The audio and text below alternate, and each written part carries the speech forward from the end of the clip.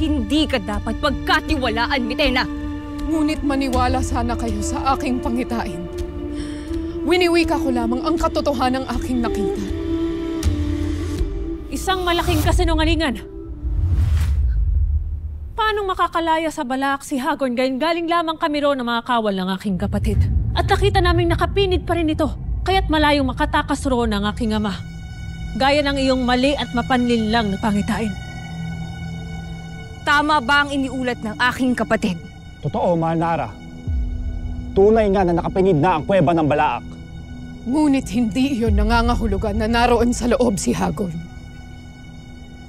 Nakalaya na siya. At maaaring... Kasinungalingan!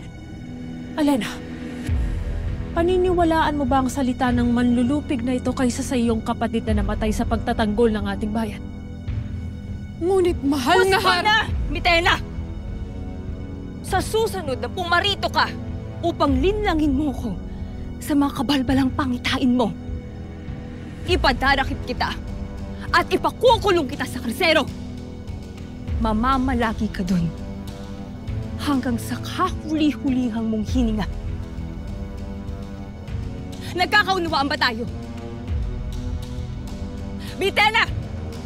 Nagkakaunawaan ba tayo? Ikaw ang masusunod, Mahal na Hara. Ngunit kung magkatotoo ang aking pangitain... Na hindi mangyayari kailanman.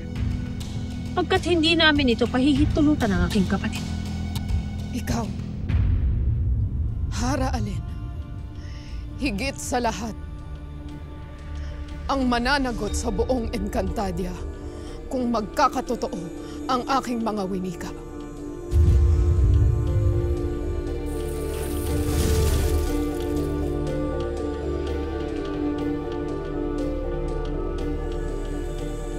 Huwag mong paniniwalaan ang kasinungalingan ng Mitena.